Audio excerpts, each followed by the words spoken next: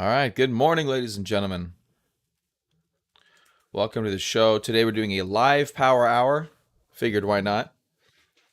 Haven't done one in a little bit. Market looks like it wants to kind of slash our faces off, so check things out with the public. See if they still have their faces attached. What up, Mike? Good morning. Last night was interesting. If you guys were around last night, the market was really attempting to take a major move lower. We had a lot of things breaking lows. Good morning, Paul. Had a lot of things breaking lows. Bitcoin was being a little bit stubborn, not really going anywhere. ETH was having a moment though. ETH took out lows and really touched the 1712 line, which is definitely a form of longer support in this chart. So we're down to some pretty rarefied levels in terms of this market. Head and shoulders with ETH. Still has some downside move to go down to about $1,000. So if we're headed down that direction, then this is just a little pit stop. But back to BTC for a bit.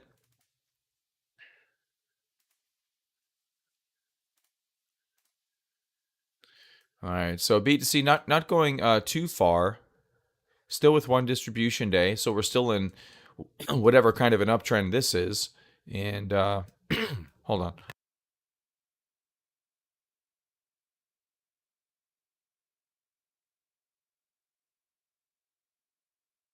Ooh, crazy. All right. Yeah, still in whatever kind of an uptrend this in. Our volume signatures on shorter time frame are starting to get a little bit confusing. We do have a little bit of bullishness on the 2-hour time frame.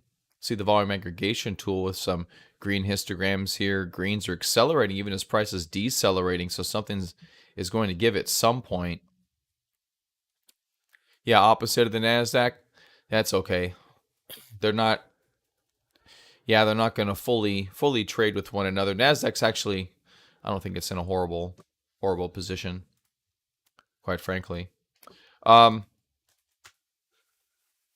But yeah, so BTC, very interesting price action. We definitely have lower highs, not quite getting a bunch of lower lows. If we didn't have the spike yesterday, then we would definitely have some lower lows. But we're still playing with these levels, still holding on pretty tight, and waiting to see if we're going to get a big break.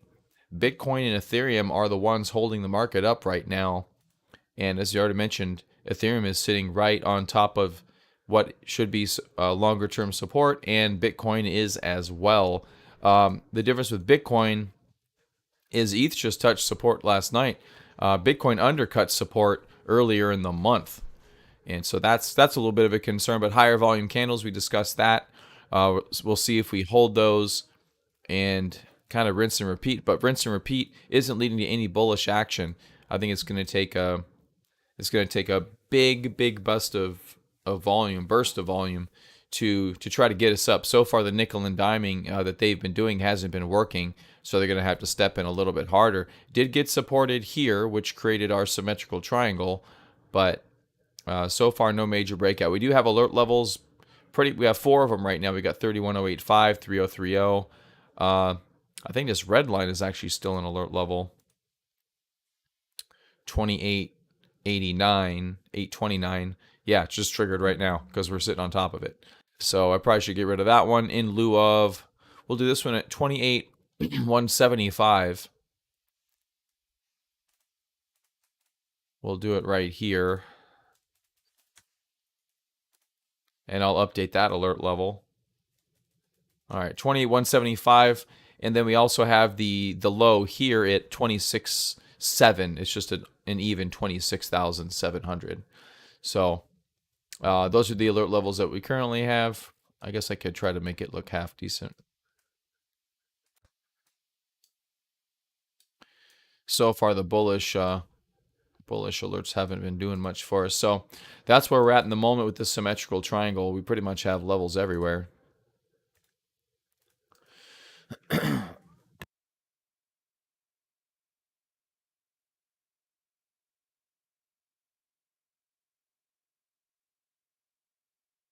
Hey, what up, Monkeytron? So it's supposed to be a live power hour today. Looks like there's other people here. I don't see anyone in chat. Usually somebody jumps in and says something. So I'm not sure what's going on there. If you guys are live out there, go ahead and hit the like button. Go ahead and there's a chat. There we go. Hey, what up, Dreamcar? Good morning. Yeah, we're just going through the markets. I thought today would be an interesting day for a live show since the markets are kind of on this precipice of breaking down further. Yeah, I guess that's a good thing about being correlated. I don't really have a dog in the fight either way.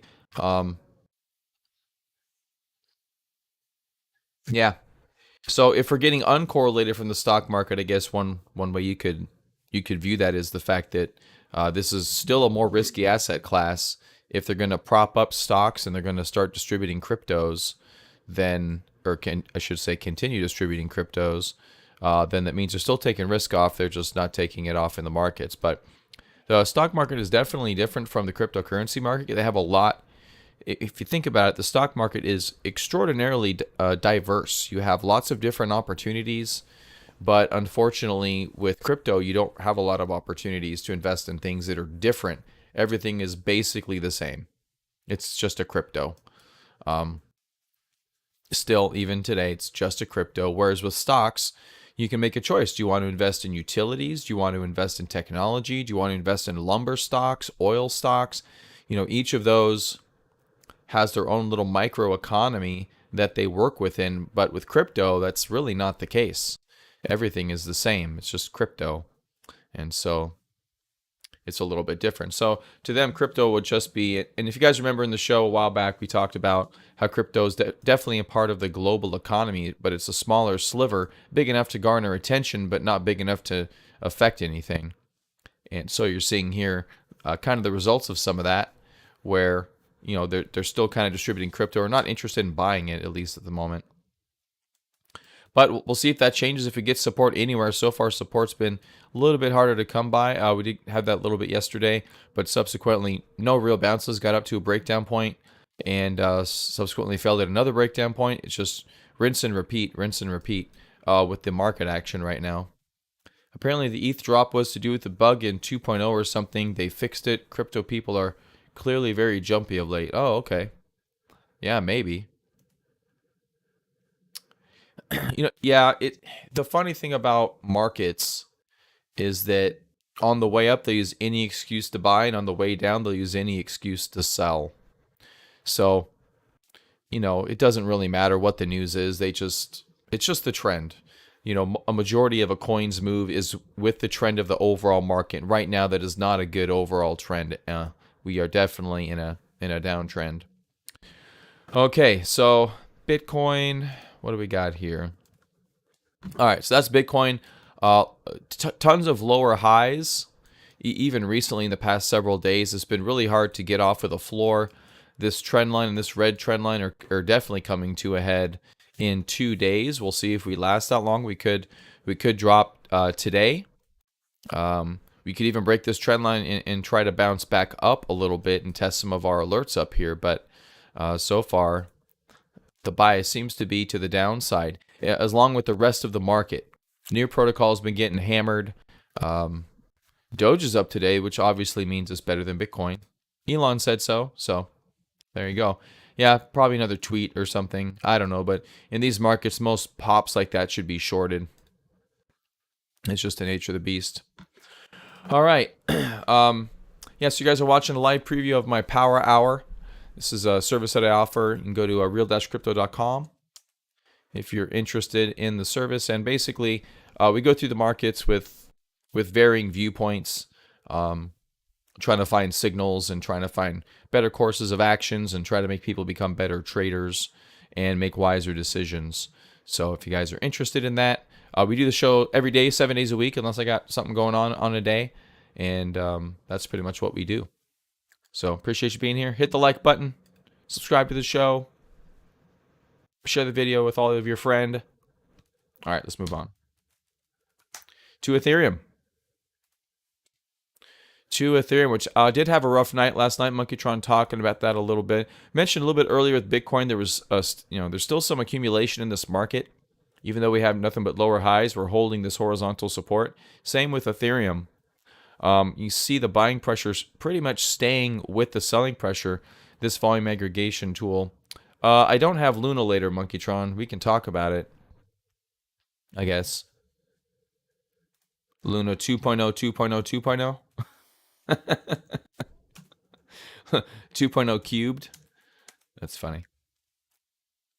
So welcome to Luna 2.0, the only blockchain that was written in 2 weeks. Obviously, it's high quality.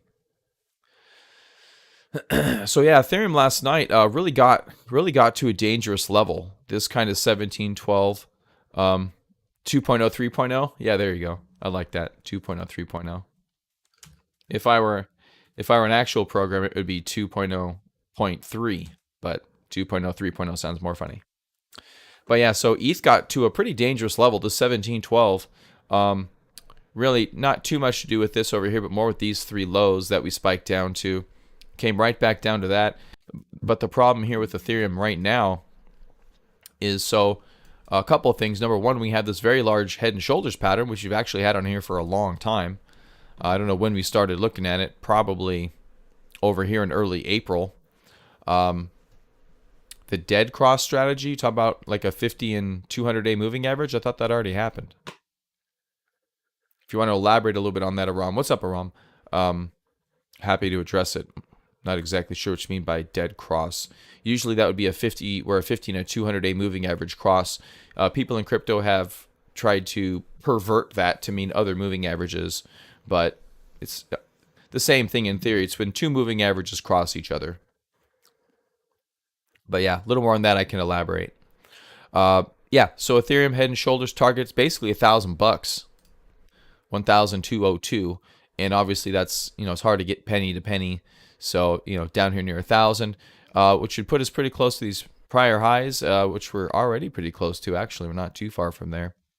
But we're getting close to breaking this. What I was going to say before I distracted myself with the head and shoulders pattern is that, so we broke down, have a bear flag basically right on top of this level. So breaking this to the downside really wouldn't be too extraordinary from these points. And it's going to be tough going forward with this. But at the same time, you do see there was some accumulation, volume aggregation tool, not a lot of excessive selling pressure. You have buying pressure remaining with it. So, we could try to bounce up at this for a little bit. I wouldn't be surprised if we bounced up and lived under 1910. So yesterday we had a conversation about, it was the day before yesterday, we had a conversation about 1910. This was our downside alert level, and really got hammered here with huge volume, and then retested a few hours later and just couldn't put anything together. So definitely lower lows and lower highs for Ethereum. This is technically a pretty big downtrend, and yeah, so that's the thing. ETH's not looking super hot. If you look at the daily time frame, it's a little bit worse. Yesterday was a really high volume day. This on the 2-hour time frame looks like it's a bottoming action, which actually kind of starts the green actually moving forward. So if you're looking for shorts, this is in your way a little bit, but we're still not really bouncing up very far.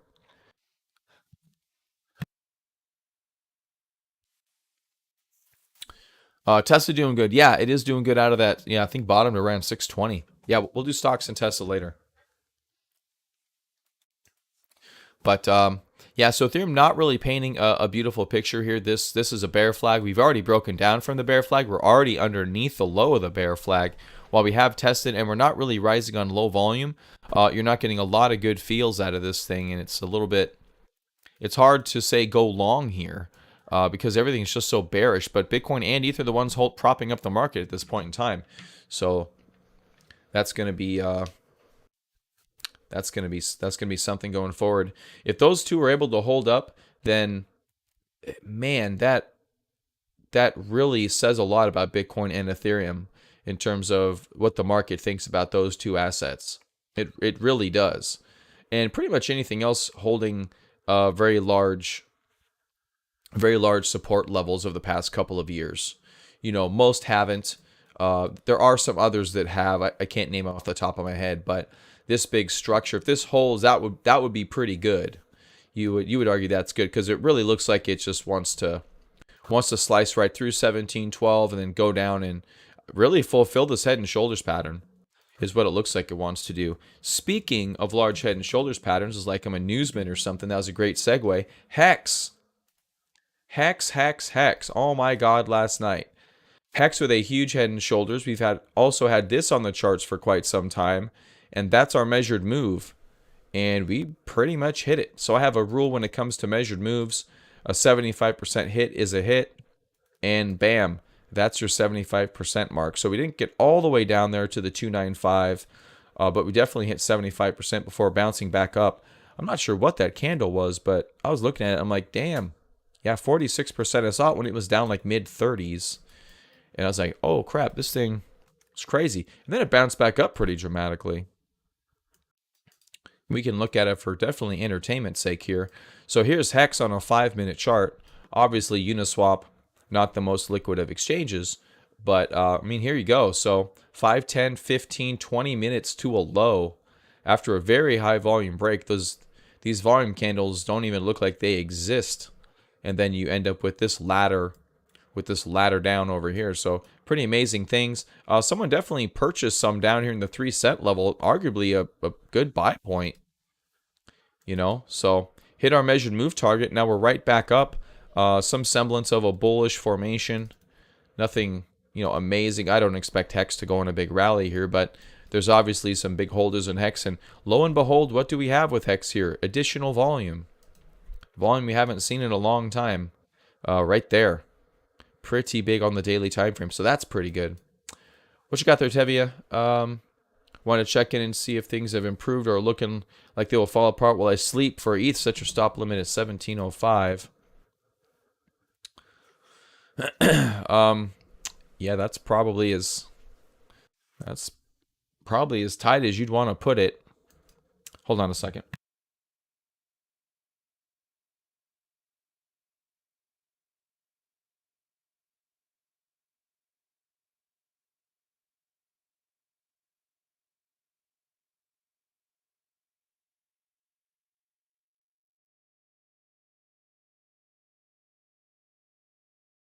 Awesome, guys. My kids are here with me today for the summertime, so had to pause for the kids. Yeah, I mean, that's probably as low as you'd go. The whole thing about Ethereum right now is it's really in a dangerous spot right now. It's either gonna hold this and bounce back up, or it's gonna fall apart pretty dramatically. So far, the signs are that it's gonna roll over, in my opinion. But we do have accumulation. That if we don't break down, we could chop here for a while, then curl back up. So if you got a stop loss down there, I don't think that's the end of the world. If it does hold, though, you're in a situation where you're gonna have to get back in, rolling up. I mean, unfortunately, this is kind of a bad place to sell. What up, Pepsi sucks? And I disagree. Actually, Pepsi is not bad. It doesn't suck. It's not a massive fan of Coke. I don't really drink colas, mainly a Dr. Pepper person, but I like cherry Pepsi.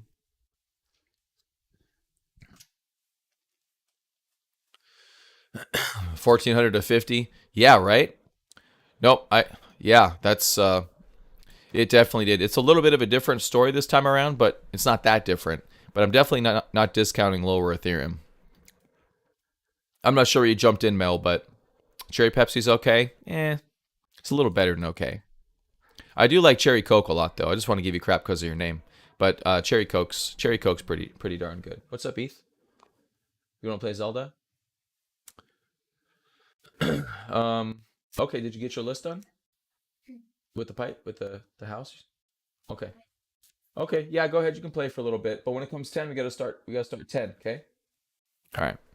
So the kids are home for the summertime, and we have a schedule. So every hour we have something planned, so the kids don't get bored and spend all day on the stupid screens and stuff like that. But so they have something to do every hour. So yeah, they're just kind of coming looking for clarification, which is nice.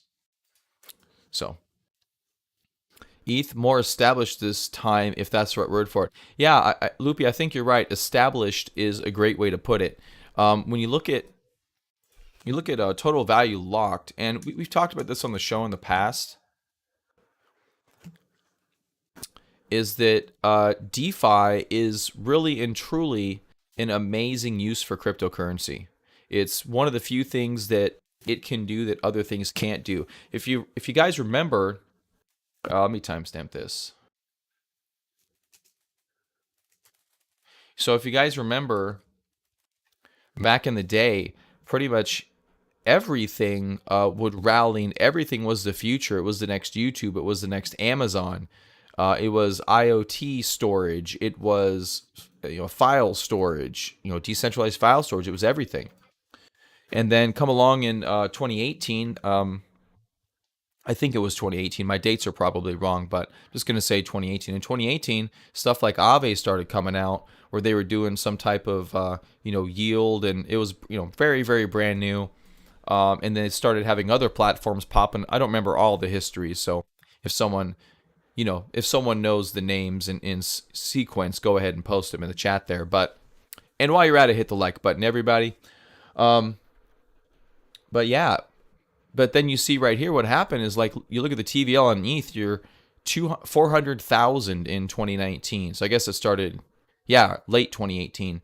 So 400, half a billion. So for a year, we were like under $500 million here for the most part. And then middle of 2020, there you go, boom. And it just goes. I mean, this graph alone absolutely shows you that DeFi is something that crypto is excellent at. You can't do DeFi with anything else for the most part. You just can't do it. So, well, you can, but it would be tremendously expensive. Not that, in all honesty, DeFi is not really that cheap these days. But if you were to do it in some type of a centralized way, there's a lot of hurdles to go through. But doing it with crypto actually makes a crap ton of sense.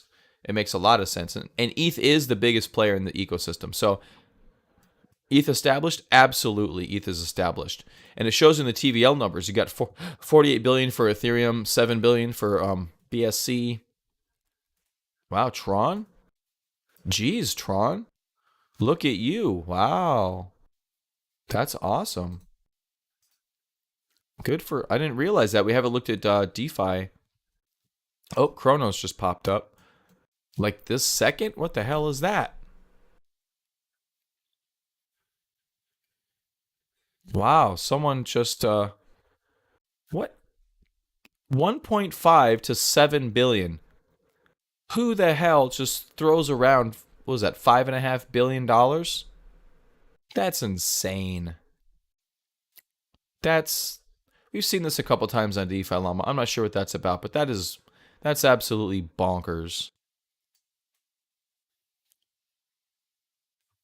And Kronos isn't really doing. I mean, Kronos is still pretty garbage.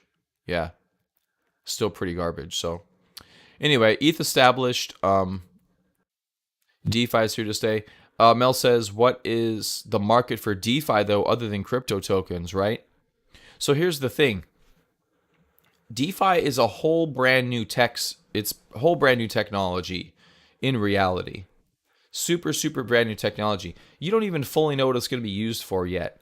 I mean, you would definitely argue that at some point we would see some traditional finance creep into crypto, or crypto creep into traditional finance, something like Celsius, something like that. It's probably pretty established. Going into the mainstream may be what does it, versus Bank of America issuing, DeFi yield farming. So it'll probably be crypto trying to come into the mainstream. But I mean, yeah, it has to start somewhere.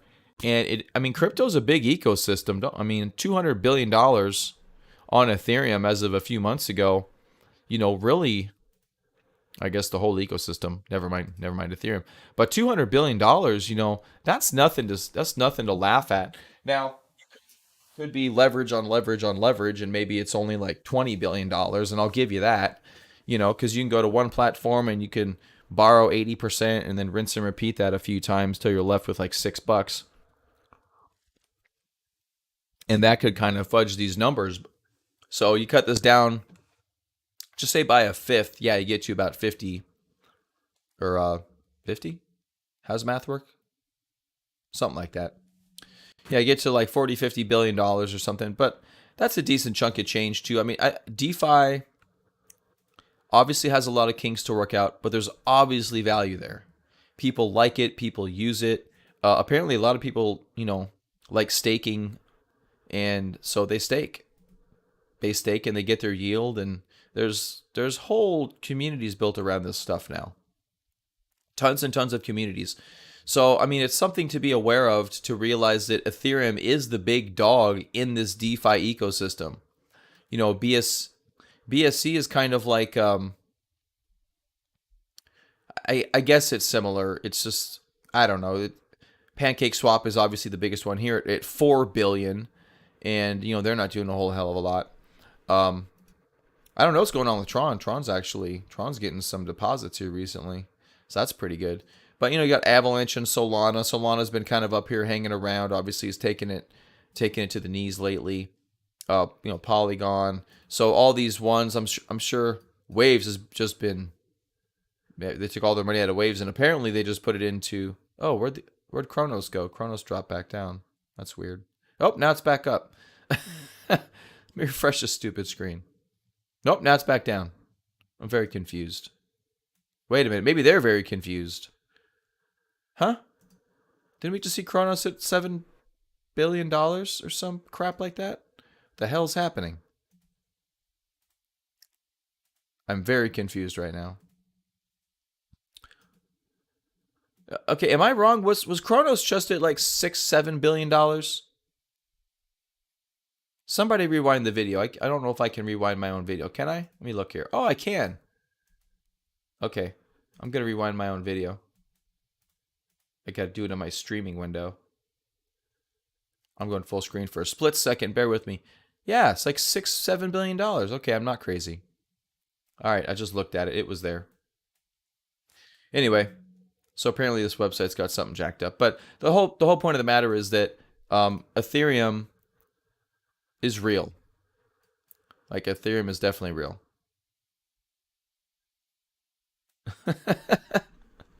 Well, hey, as long as you've got your tinfoil hat, you may as well use it, right?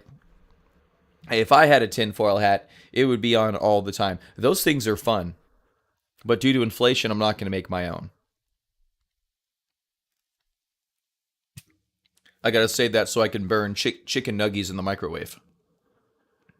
Or I guess a toaster oven. You don't want to put aluminum foil in them. I do not recommend putting aluminum foil in the microwave, just to be clear. Just to be clear. All right. So Ethereum rolling over here a little bit. Let's take the whole market rolling over here a little bit more. Dogecoin is still up. Does anybody check Twitter lately? Want to tell me why Dogecoin is up? I really have no idea. Okay, so that was Hex, and then we got talked about other stuff. So, yeah, that's Hex. Hex has been an issue. I mean, all the signals worked on Hex. I don't know what else to say about that one.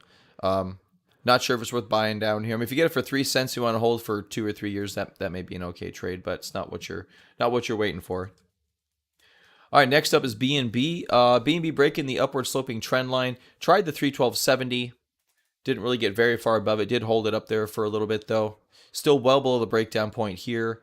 And we are just rolling over, it looks like. What up, Wes? Tesla and SpaceX merch can be bought with Doge, according to Elon tweet. Oh, yeah, sell that immediately. Thank you very much for that, Mr. Brown. Sell that immediately. That should be sold. Yeah, basically.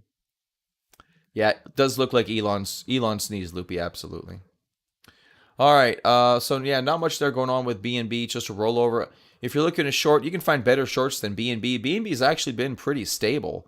I mean, if you look at, we just looked at Ethereum line and Bitcoin line. Here is BNB's line. It could be here. I have it down here to give it a little bit of space, but it definitely could be here, so maybe we've already touched it vis-a-vis what ETH just did. But the subsequent bounce was pretty dramatic on BNB. BNB had really good price action the past couple weeks. Definitely different than the rest of the market. Excuse me. Okay, next up is XRP, which is just rinse and repeat with trendline breaks and resistance at an opposing trend line. Bear flag here likely will continue lower at some point. Stops could be at recent highs. We look like we're just on this precipice of rolling over. No real major bounces, and XRP, another pretty good example of that. Yeah, price action is just abysmal on this. Stop should be a little bit higher. Next up is Solana. And Solana arching over here. Yeah, big H pattern heading lower. So there's an H pattern. Monkey trying to talk about H patterns. Bill Gates is shorting Bitcoin. I don't care about anything like that. I don't care anything like that. But if someone like that is shorting Bitcoin, like why would they announce it to the world? I mean, why would they announce it? I don't believe any of that stuff. Whether it fulfills a bias you have or not, you know what I mean? It just doesn't make any sense. There's just no need for it. You just need to see the charts. But yeah, Solana not painting any big pictures. So here you have continuation on the downside, higher volume, 7.5 hours left to go. Today will be a pretty high volume candle. You could argue that would be high volume without progress downwards. We'll see if we get further progress downwards. So there's a little bit more of that accumulation down here. It's been a little mixed in that regard. We have the ability to go lower, but we still have some decent volume signatures. So it's looking a little bit like a whale fight, which is why if you're trading, you're looking at tighter stop losses across the board for the most part. All right, Cardano also Hing over, resistance all around, and we're at this point we're basically looking for support, and we're having a hard time getting bunches of it. We're getting some support, but not bunches of it. Dogecoin, apparently, Wes here just told us that you can buy SpaceX and Tesla merch with Dogecoin. And so it popped. That means it should be shorted. And then let's see if we can do it. Oh, you know what? You know what? So my utility has an option to pay me like $3,500 to get a battery backup out on my house, like a Powerwall. But you can't really buy a Powerwall out of stock. Let's find something in stock.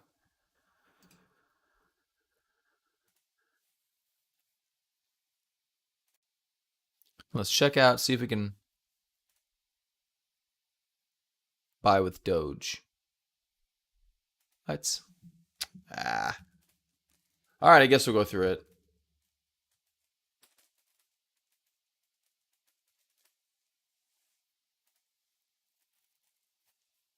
Nah.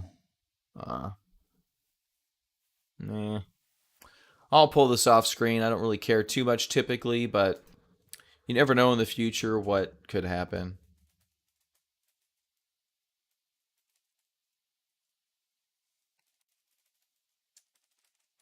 So, other than that, I usually don't care too much.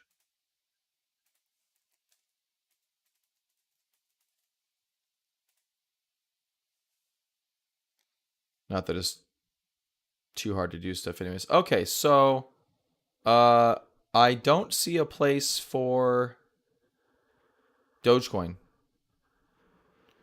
I see card, place order. I don't see Dogecoin. So I don't know. I'm going to go with it. You probably can't necessarily buy stuff with Dogecoin, at least right now. Aram has a very important comment. Like and support the video with 4 thumbs up. Anything said with 4 thumbs up, especially from Aram, is definitely something you guys should heed. Nothing will save Doge till the end of the bear market, not even Elon. For alt season, it would have jumped 25%. Yeah, I mean, look, Doge is a garbage. It's a garbage crypto. It's a Bitcoin clone. We've talked about this in the past on the channel. And Bitcoin clones, Bitcoin's the best of the Bitcoin clones. It just is what it is. Litecoin likely was second best. And look where Litecoin is right now. It's barely hanging on to the top 20. Barely hanging on. So at some point, Doge would be a great short. I mean, is this the top? Probably. If you look at Doge pumps in the past, actually, let's do it on the 2-hour time frame. Most Doge pumps, once they finally stall, they're basically done. There's a big stalling candle. This one started and fully retraced, but it wasn't a stalling candle. And I mean, you can go, you can go back. So there's a big stalling candle, large volume. This one wasn't stalling very much, but yeah, these Doge pops generally don't last an extraordinarily long period of time. Some of them come up to the top and try to go up, but other than that, I mean, look, we hit resistance pretty much at my resistance level here. So, I thought about it. I think these work for a reason. I think these work when they work. Obviously, not everything works 100% of the time, but these always work for a reason. People must be looking at similar things. I don't know. Anyway, all right. Next up is AVAX. And AVAX in recent lows here. On the daily time frame, AVAX broke a very long-term trend line and has subsequently been a huge pile of garbage. Definitely Amber hurting this whole situation here. So big rollover down here, and we're already underneath here with not a lot of amazing buying pressure. So we're trying to rally here a little bit. We'll see what happens, but any lower lows, and see, here's the thing, the lower lows are continual, lower highs are also continual, so bounces like this aren't bullish until you definitively break levels, and that's going to take some time and some work, and that's what we do during the show. Just try to ascertain when that's a good opportunity and when it's not. So next up is DOT. The other one positive today, oddly enough, up 4.5%. A little bit better accumulation. Stalling at the trend line, however. So that's not a specifically good signal. Actually, if you look at it, there's your high volume candle is a stalling one. There's another higher volume. So your two biggest candles are these two in terms of volume. So like I mentioned before, a little bit of a whale fight going on here. They're kind of going through the motions. DOT had a big move up. Yeah, I agree, Mel. A lot of these have signatures for great shorts. We have some of them versus BTC a little bit later. Like Near Protocol's already broken down. We'll talk about that stuff. But yeah, AVAX looks... I mean, it's already broken down. So you should have a relatively tight stop on that. DOT. So up here, I mean, you could give a stop at the trend line if you really wanted to. This could be a good shorting opportunity as well. In a really bearish market, when something's green, we've used that extensively in the past couple of weeks to pretty much say, hey, this is a shorting opportunity. Just, when you get in these environments, see, this is a very trending environment. A lot of people have a hard time switching the context between a trending environment and a range-bound environment. We were fairly range-bound for a little bit. Then we went into a trending environment. And, it can be a little bit tricky to understand exactly, what you're doing and when you're doing it. But, you get there over time. And that's why we do the show every day. Because we were talking, I think Mike brought it up yesterday, He said, yeah, this is reminding me like 2018. I think it was Mike. Correct me if I'm wrong. But someone said that. And I'm like, yeah, it definitely feels a lot like 2018 when things were just kind of continuing lower. And oh, no, it wasn't Mike. I was talking in chat, I think. But anyway, yeah, so there's that. But this does feel a little more like 2018 where you just have these big setups and things look like they want to retrace, but they just don't. And you have to ask yourself if things just, use DOT as an example. If you look at the volume aggregation tool, you're like, okay, that's some okay buying pressure. It's not, the sellers aren't gone, but the buying pressure is pretty good. So we should try to reverse out of here. But what you'll notice in these market environments is they never make a new higher high. They just continually go lower. Here's a slight higher high. So there's your previous high, slight higher high, but really didn't do much. And then clear breakdown, and then no more higher high ascent. So when you see something up like this, you're like, okay, this is a good shortable opportunity because your stop loss is staring you in the face. You get about 5.5%, 6% with a much larger potential downside. If we're getting full retracements in these, which looks like we're headed in that direction, that's 62% to the downside. So not too bad. All right.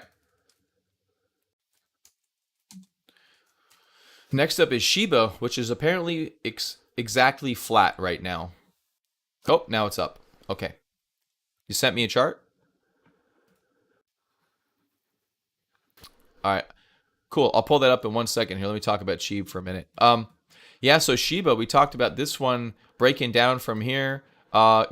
when things pop up, we give them opportunities, although we didn't really expect much out of these opportunities. And we didn't get much out of those opportunities. This is one where it's clearly showing you there's not a ton of buying pressure as Shiba Swap. We talked about it up here, as we were starting to break down generally in the markets. This could have a full retracement, and we're getting pretty close to that. We talked about Doge having a full retracement, Shiba having a full retracement, CRO having a full retracement. All three of those, CRO is already... There's additional chart over here that's not on Coinbase, but this one had the best volume, so we used it. Anyway, back to Shiba, pretty much a full-blown retracement of the move up. And so you would argue this thing could continue lower. Shiba, absolute huge piece of trash. Absolute huge piece of trash. So, all right, what you got here, Mel? Let's check it out. So you've got close position order, 2 sells, a buy, a sell, 2 more sells. Got some buys right now. So what's your general you're saying that you got some bullish action here? Yeah, that's probably the volume. What is this? This is Bitcoin on the 6 hour. Okay. You can take a look at that.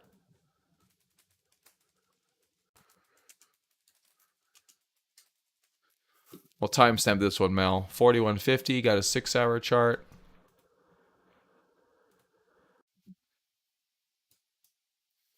A bounce up. Let's do this. Let's go to the 6 hour.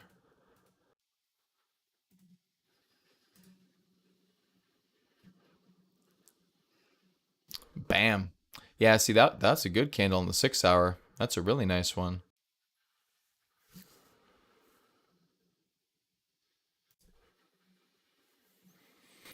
On the 6 hour, oh.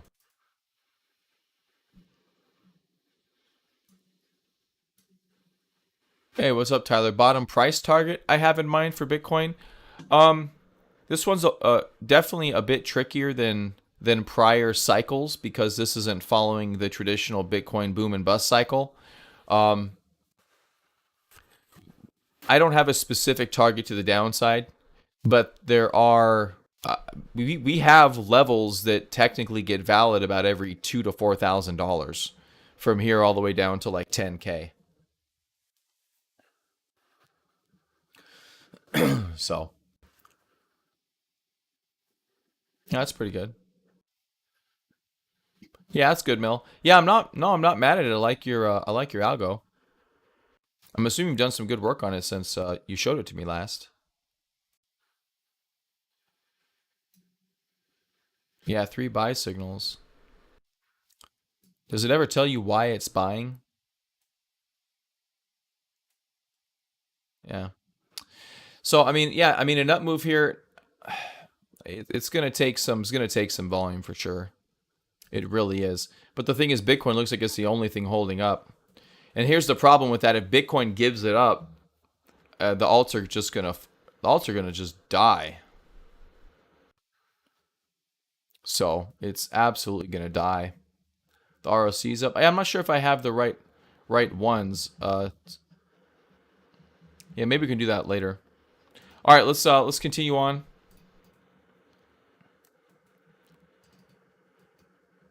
I have different ROCs. I think I gotta delete some of the really old ones. I believe. All right, so we were talking about Shiba Swap in terms of the top 20. There we go. All right, so next up is Tron. All right, so Tron here undercutting here as well. Wait a minute, that's Shiba. There's Tron. It never changed. That's funny. All right, Tron didn't undercut. Tron actually has a cup on it. And oddly enough, we looked at Tron over here with total value locked, and Tron's getting additional capital. It's getting additional capital, which is really unique. I know they're doing their own stable coin. This is actually a full-blown big boy cup and handle pattern. This is a bullish chart pattern out of Tron, and it's setting up just underneath a longer term trend line. So Tron could actually be a bullish play. It sounds very strange to say that, kind of hurts my soul a little bit, but it's true. But it is true. So there you have a bit of a handle that has been forming the past couple of days. Let me get up back onto the 2 hour. There we go. Has been forming the past couple of days. Volume aggregation tool, flip bearish. Nothing too out of sorts there, though. So you just got to wait for this to move up. I'm going to keep the alert level where it is, though, up at the highs near the 8889, based on the current market situation, as it looks like, we're still fighting with these lows. We haven't definitively put a bottom in yet, so we're going to have to wait and see if Tron's going to pop up or not, or if the market's going to stabilize. Next up is Near, which has undercut lows on volume and looks like it wants to kind of head lower, but like we have a problem with some other coins in terms of downside action, we do have some additional buying pressure. Volume aggregation tool shows it here, and we could, this could be some accumulation. So what you have here is a high volume breakdown. We really haven't gone very far though, but this is one of the more clear flags in the market, about 12% total. We also haven't bounced up. So again, we're stuck in that weird limbo situation where things look like they may want to stabilize, but we haven't made any higher highs yet. If the market does flip, it may flip dramatically. But I mean, Near is has been one of the clearer shorts and is still working in that direction. Okay, Matic. Yesterday we drew this lower trend line here, so it's not. I don't know. I'm a little bit suspect about this lower trend line, but look at Matic. Really, the inability to go lower last night. It's only down 1% today, which actually outperforms Bitcoin, so not so bad. Aggregation tool fully positive. You see those green vertical bars here? That shows that there's a little more accumulation than distribution, and yeah, that actually paints a little bit of a better picture. Yeah. So shorts beware here, I guess.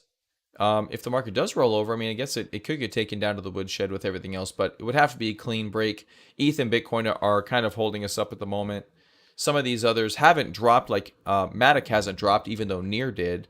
I'm referring to this level here, so that could be interesting if this holds. But you're still not in any, you're not running into this setup. This isn't something that you want to run into and just blindly buy. There's a lot more price action to come before that looks palatable. Litecoin. So Litecoin on the 2 hour flagging against another newly minted trend line here from yesterday from the spike. Not bouncing very far. Again, higher volume. Also not dropping very far. So this implies, some stability here. Aggregation tool mixed. Not too bad there. But again, no higher highs. CRO kind of started rolling over a couple of days ago. Hasn't quite undertaken the lows here. It's okay. I'd rather be looking at other coins. Uniswap, rising pennant, broke to the downside. Elevated volume, and rinse and repeat. Elevated volume breakdown. If that's all you said, this would definitely print bull or bearish. See, this is what you would like all these other charts to look like in terms of this volume aggregation tool, where the sellers firmly have control. But that's not the case. You go to BTC and it's mixed. You got buyers kind of in control currently. With Ethereum, they're really close. With BNB, they're really close. XRP's bullish right now. I'm just looking right here, going through the charts quickly. Solana has been keeping up the whole time. So it's a little bit unique with the volume signatures we have now, and the fact that we're looking to roll over, or we are rolling over, as a matter of fact. We are rolling over, but we're looking like support. So if that support gives up, bam, it's going to be quick and dynamic. All right, so let's wrap up the top 20 USD as we do every day. So yeah, after going through the top 20 coins, it's really, we're on the precipice of a large move lower. That doesn't mean it's guaranteed to happen, but these are dangerous times in these situations, because you end up with a lot of people getting scared, making really big sell decisions before the event happens, and that can be dangerous in its own right. You also end up with people unable to pull triggers as we move lower because they're waiting for the bounce to sell. Your better sell signals, we actually had in the show up higher, you know, trend line breaks up here on a lot of names, even up higher than that. We talked about this Head and Shoulders. These are harder levels to sell. If you still have coins down in these levels that you're looking to sell or want to sell, these are tough decisions, because if these lines hold, the 1712 hold, the 28,000 line for Bitcoin, if these lines hold, then we're going to stabilize out and try to go up. But we still don't have any bullish action. All the bias is still to the downside. Pretty much across the board. Dogecoin with some garbage news pumping it, but who cares? And then DOT, probably one of the more shortable coins right now, seeing as how it bounced so dramatically. It's one of the few that's actually positive today. So they're fighting the good fight, and most of us are just guppies, not whales. So you have to let the whales do their work before you can jump in and try to get the chum. And that's pretty much what we've been trying to do, is wait for them to finish fighting. All right. Next up are USD pairs. Yeah. Also, guys, feel free to ask questions. If you guys do have any other coins you want me to look at, the power hour is not really meant for me to just sit here and yell at you guys and tell you everything. That's kind of a placeholder for questions you guys have. So feel free to ask questions, trading questions, chart questions. If you have, if you want me to give you my favorite cookie recipe, I can Google that. I don't know what it is, but whatever it is. If you have a bunch of houses you want to sell, apparently I'm good at that. All right, next up is Waves. So Waves has been just a huge disaster, and it's been a great disaster. So we followed Waves all the way up here. Look at all the alert levels. We followed this one pretty dramatically, and once it gave us the sell signal, it has just not come back. It just absolutely has not come back. Waves has been an abysmal failure recently, and that's been great because you can short Waves. And Waves is one of those things, especially recently, that just absolutely has been a rock star short in reality. It's just been a rock star. You can see here on the 2-hour time frame, you do have some spikes from time to time, but other than one reaction there, it's been pretty continuous to the downside. Waves, oddly enough, led us on the way up. You may not remember that, but I do, because in this bottom area here, we had Waves, we had Cardano. I think we had one other ones that were pretty clear accumulation, and then we had a big rally. And Waves led us up and down. And if you look at how aggressive Waves has been to the downside, that's about as aggressive as our downtrend has been. So Waves is still kind of leading us lower. Now, we do have lower volume as we're heading down here, so at some point it likely will stall out. Obviously, we can't, continue down in perpetuity unless you're Luna. But yeah, so high volume break here, and then we had, so that was kind of a one-time thing. Then again, higher volumes here leading us lower. So, look for some high volume candles maybe to end these runs, but Waves has just been straight down for the most part. Next up is Rune. So Rune, here's one that is also firmly breaking down, looking a little bit like AVAX. It's underneath the lows of the other day here. Again, this is one that is not very confusing. If you're looking to short something, Rune's a little bit below that. If we zoom out on Rune, there's plenty of room to go down. We're at 243, and this ended up down here well under $1, well under 70 cents. I mean, it could get all the way down to $1. That'd be definitely like a 50-60% drop on Rune, undercutting. Remember this big support we talked about with Ethereum and Bitcoin? Rune is doing that. Rune is undercutting that exact support. So not a good picture here for Rune. This likely should continue down as well. And if you're looking to short on something like this, I mean, I would just put it at a relatively tight stop, as tight as you can get it. That's 10%. Wow, that's significant. That's a lot.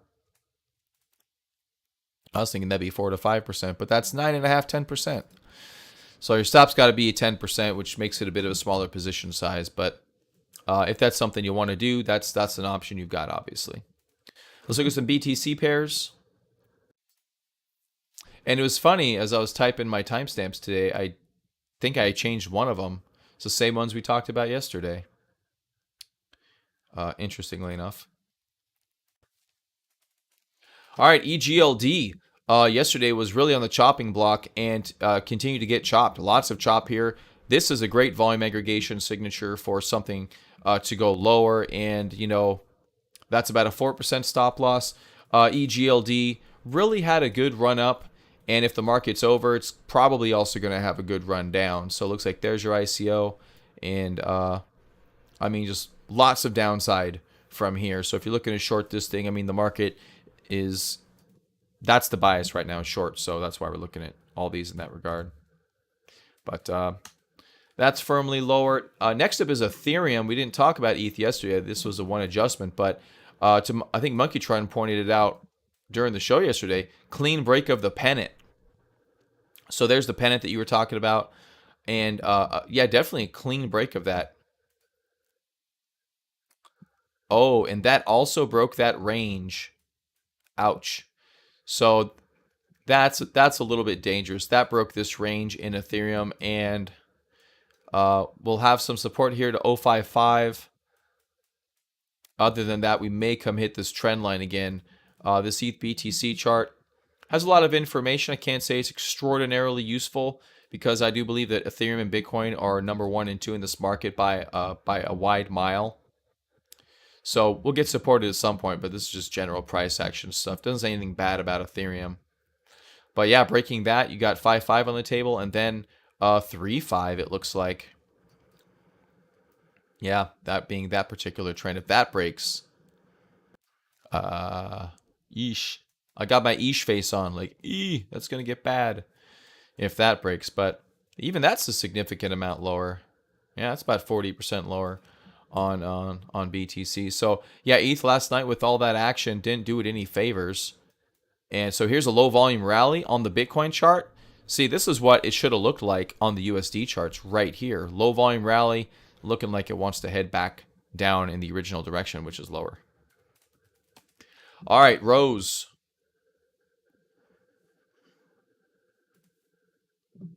So we've had Rose on here, yeah, a little bit as well. Head and Shoulders target was hit. Broke the trend line, consolidating under the trend line, and now looking like it wants to break down under the consolidation. Aggregation tool also here looks pretty good. Implies more selling pressure. Yeah, so it bounces up at this point in time, especially if the lower volume bounces, really should be sold. Here's a trend line you maybe could have sold off of right there. And that's a look at the high volume candle that stepped in right there. Bam, it's like 5 big candles in a row. 1, 2, 3, 4, 5. That ends up being our most recent support, and we're going lower volume. So a break in, should happen on higher volume. This distribution likely to continue, and if it breaks that level right there, that seems like a pretty normalized level for things to break down further from. But Rose not in a good spot. You look at it on the daily time frame, very, very firm bear flag. Huge move lower from the 25-cent level down to the 5-cent level. That is a massive, massive drop. You can call it 20 if you want, and that's a 70% drop. Looks like another 70% may be on the table for Rose. All right, Secret. I've got a secret, and it's Secret. Secret was it tried to go past our 67.84, but it didn't do anything. 2 days ago rolled over. Yesterday rolled over. Today consolidating a little bit. Aggregation tool shows it's bad. Secret also another. This is a layer 1 if I'm not mistaken, with plenty of downside room to go. Oh, look at that! It's already down pretty far. Yeah. Here's another one with a very large bear flag and a very large drop. So continuation here isn't out of the ordinary, and that's exactly what we're getting. Some continuation. All right, let's take a look at Luna 2.0, 3.0. Trying to talk about that earlier, but Luna 2.0 launch. Let's see what we got with this. Delayed until May 28th. When and why is it controversial? Crypto slate. All right, let's go ahead and check that out.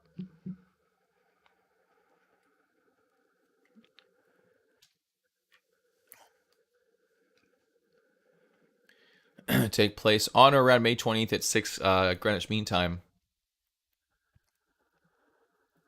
Post attack snapshot. Are they calling it an attack now? I saw this yesterday too with post attack.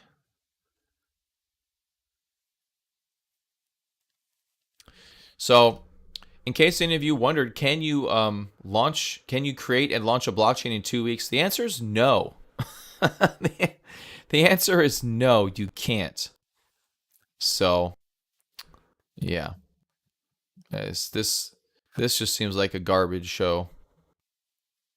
I'm sure some people will make money on it, mainly the people running Luna, but I'm sure others will as well.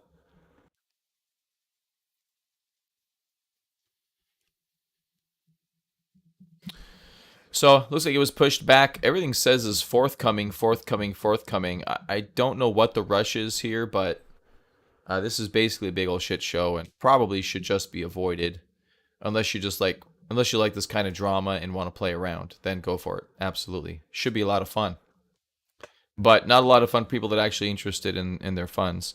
Okay, we're gonna look at stocks and Tesla. Was there anything else we were gonna look at? I don't think there was anything.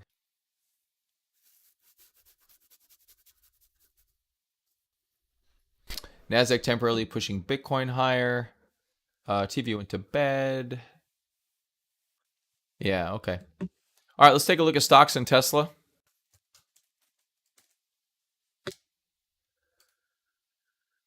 That is the segment's name, stocks and Tesla, because Tesla's all that matters. All right, so the Nasdaq trying to rally back. We're right at a level of resistance. Looks like we're trying to handle it. Not in a bad fashion. This is the Nasdaq futures chart, so it's not akin to exactly the Nasdaq. But so far, we've been holding these lows recently, and that's not a bad thing. This could be a form of bottoming action right there. The S&P 500 has a similar situation. High volume bottoming candle right there, doing the body good. Dow Jones is rocketing higher. That's a little bit odd. Okay, guess they're hitting some defensive stocks maybe. This is the Russell 2000, definitely not defensive. Oh wow, look at that, came back to the prior high right there. And not a bad place for a bounce for the Russell, as a matter of fact. Let's go full screen here. Yeah, that's not a bad place for that to bounce. That's pretty good, as a matter of fact. Transports kind of lead the market, if you will, or at least traditionally have in the past 30, 40 years. Not in a bad spot. Still a lot of work to do. Apple getting a bid, broke a very large trend line. Of course, log is on. There you go. There's the trend line break. Apple not getting a tremendous amount of volume here is a little bit concerning. I like the moves up, but we definitely have taken on lower price levels, which is going to take a while to kind of FUD out. Microsoft here, again, volume kind of low on these rallies. That worries me. We definitely have broken trend on Microsoft in the bigger picture, going all the way back to May 2020. Yeah, but still holding the general larger trend here. So it's in a bit of no man's land at the moment. Tesla back down towards 620 a couple days ago. Now is bouncing back. Yesterday's volume was pretty good. Yesterday was a good day for Tesla. Retook the $700 level. Today, a little bit of follow through. The question is, will we get some pullback? How do we handle that? This was obviously a bull flag. That worked out really well for that subsequent move there. So maybe that'll be the future here. I will say this about Tesla. It is expected to issue a stock split in its August shareholder meeting, but it's going to release kind of the agenda for that meeting in mid-June, which is in just a couple of weeks. So we could see a rally here, from mid-June into August of whatever percentage that is. I don't know. So last time, I guess it was 80% was the last rally. I don't remember. Oh, there's the. So here's the here's a stock split announcement, and yeah, it rallied like 80% or something like that.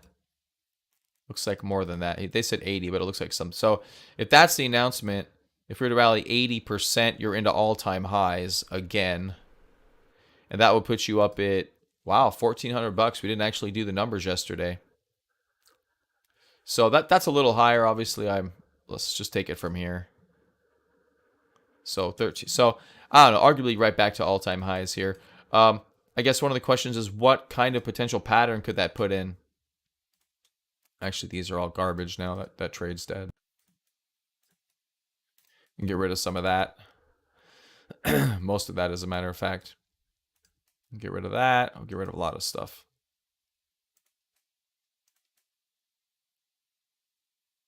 That can stay for now. Yeah, so apparently that was a stock split, I think. Oh, this is where they announced it. No, I don't know where they announced it, but that's the split date, I guess. So anyway, yeah, we could get a nice rally out of this. What does this look like though at that time? That's probably the most valid line on this chart.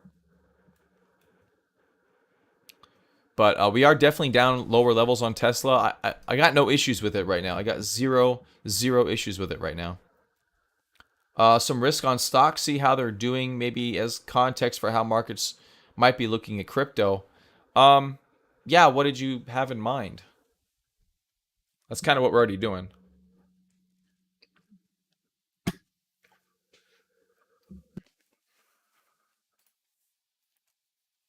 I mean, in terms of stocks, I actually talked about this yesterday during the Power Hour. We talked about the Federal Reserve. We talked about interest rates. We talked about how everything is basically already known. We may have already had peak inflation. So if inflation is going to roll off and or go lower, go back down to some normalized levels, maybe in the next year or so, the Federal Reserve will stop their rate increasing. Therefore, Wall Street will go back to risk on appetite. And that will end up all over the crypto market and all over the stock market. It'll likely be that. Yeah. So that's my general thought. Because here's the thing. As you know, you've been around a while. 10 years, which performs better, Tesla or BTC? Oh, you're killing me. So that's 2032 for Tesla. Ooh, that's a tough one. I'll address that in a little bit. Let me hit Mel's question real quick.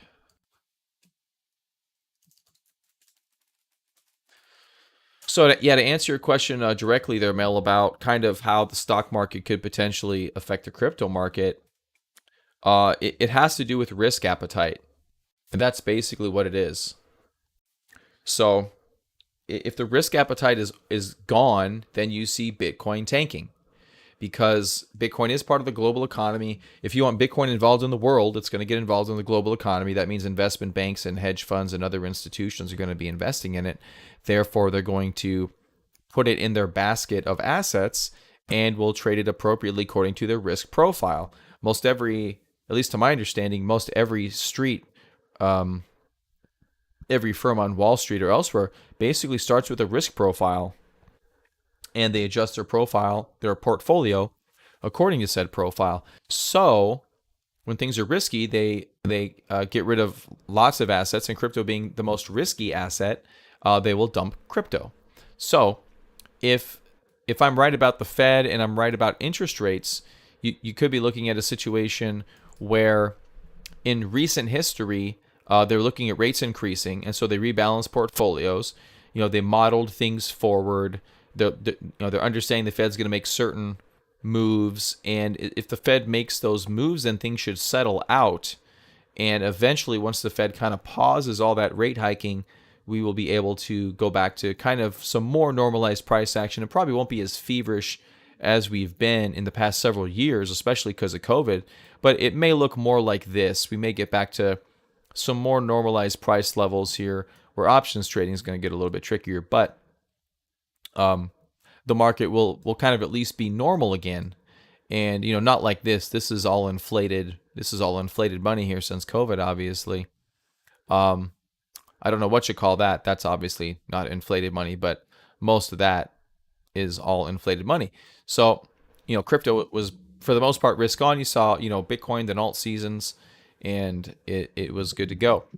But now that they've rebalanced their portfolios, if we've hit peak inflation and the Fed doesn't have to battle inflation anymore, they may go back to a strategy of just trying to reduce their balance sheets little by little, slowly by slowly, and not really putting their thumb on the economy.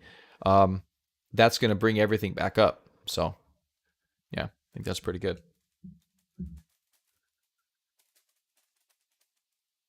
And that's got nothing to do with charts. That's just macroeconomics. Okay, so Loopy, getting my prediction juices flowing here. What's going to perform better over the next 10 years, Bitcoin or Tesla? That is a dangerous prediction. So 10 years. So first of all, Bitcoin is 10 years old. I believe this year the anniversary? Or was it last year the anniversary? I don't know. I think maybe it's 2011. So maybe it's 11 years old.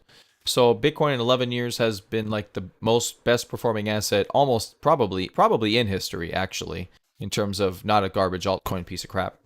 So will it do the same thing in the next 10 years? Or will you have a company like Tesla, which just came down from $1 trillion market cap? Well, so I guess the question is, Bitcoin's at, what's it at? Like 28,000. So can Bitcoin 10x to 280,000 in 10 years? I would definitely argue yes on that one. Can Tesla go from $750 to $7,500? I would definitely argue yes on that one. We've got price targets. I've got one from about $13,000 for Tesla in 2030, and you add 2 years to that. We don't know what the economy is looking like at that point, but I mean, if we do go to 13,000, that's a 20x for Tesla, and then that would have to put Bitcoin at 500,000 in 10 years. 500,000 in 10 years. That's a tough. I don't know. They may battle it out because they're at this stage of the game. They're both pretty mature assets. I mean, Tesla is obviously very well known, and Tesla has a lot of work ahead of them. They're obviously a small, portion of the auto industry, and they're getting bigger every day, it seems like, especially now with those other 2 gigafactories opening. So, I mean, yeah, could you legitimately see a $13,000 Tesla at some point in time? Yeah, I mean, I do think that you can. That's taking a few things with Liberty. You're looking at obviously robotaxi at some point being realized, and all these other models coming into play. It doesn't take into account the Tesla bot, if that's feasible or not. I mean, if you get the Tesla bot going, geesh, I kind of agree with Elon. If he can make an actual robot that works and can take commands and do stuff, pretty darn valuable there. So I would argue that's a no-brainer if that happens. And then with Bitcoin, you're just looking at continual cycles of halvings and price action. So can this go to 13,000? I mean, if it sells as much cars as it thinks it's going to, then I would say yes. When it comes to Bitcoin, you can almost throw the logarithmic growth curve on here.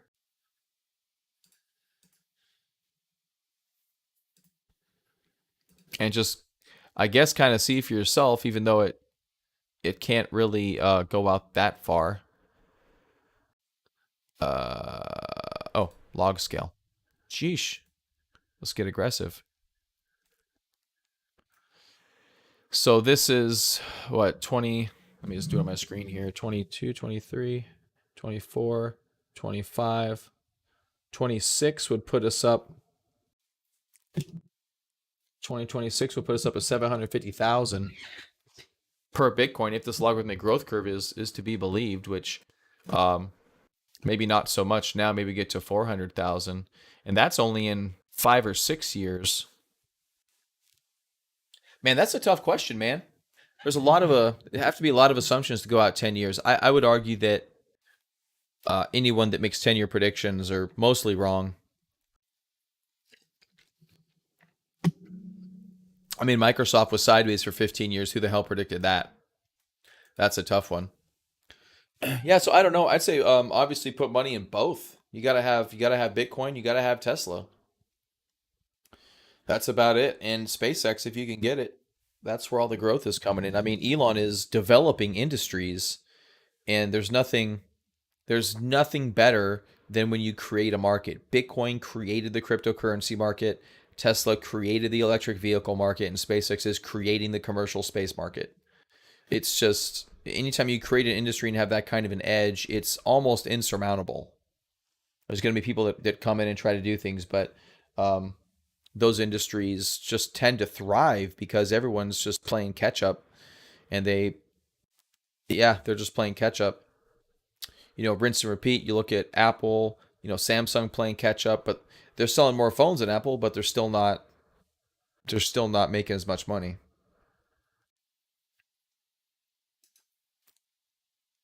If you overlay Bitcoin over Tesla chart, they aren't that different already. Oh, I didn't think about that. Let's do that real quick. That sounds fun.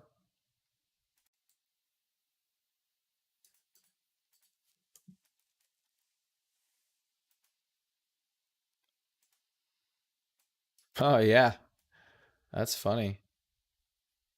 Obviously, Bitcoin's percentages, I mean, going way back, are much better now that we're more mature. So it looks like let's try to go right here from May 31st.